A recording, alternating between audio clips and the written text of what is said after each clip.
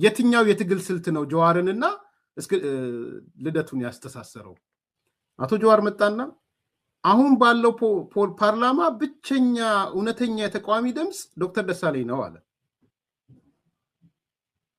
ይሁንለት፣ ብቸኛ እውነተኛ የተቃዋሚ ድምፅ ዶክተር ደሳለኝና ዶክተር ደሳለኝ ነው አለ። ያ ልጅ ቅር እንዴት እንደማይለው አላቅም። መቸለታውን ጠቅላይ ሚኒስትሩን የጠየቀው የኛ ጀግና ብሎ ሲስሉት አላየውም ማለት ነው።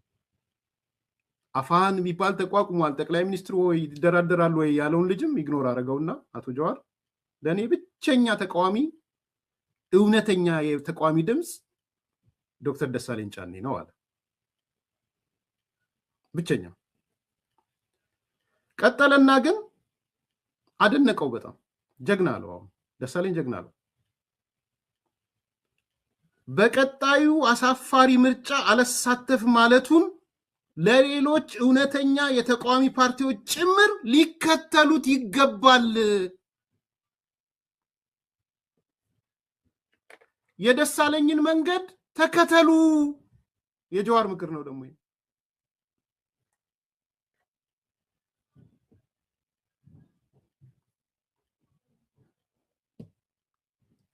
እነዚህ ሰዎች ስትራቴጂካሊ አብረን እየሰራን ነው እያሉ ነው ያሉት አይደል?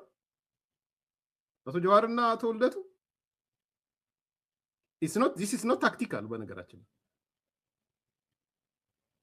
ታክቲካል አይደለም ይሄ፣ it's a strategy።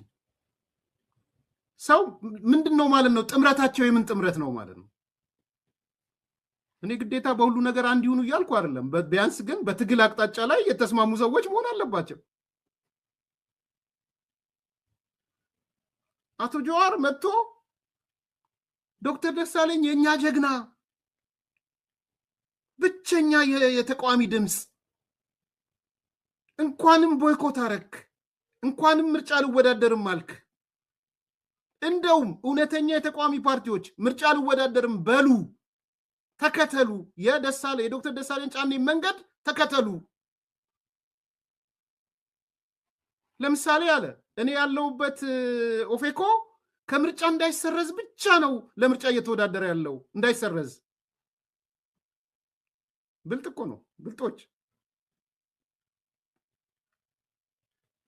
ብልጥ ነው በጣም አቶ ጀዋር። እዚህ ጋር የኔ ፓርቲ አለ፣ የኔ ፓርቲ ኦፌኮ ምርጫ የሚወዳደረው እንዳይሰረዝ ብቻ ነው። ስለዚህ የዶክተር ደሳለኝ መንገድ የጀግኖች መንገድ ነው እያለን ያለ። አቶ ልደቱ ጋር ስትመጡ የዶክተር ደሳለኝ መንገድ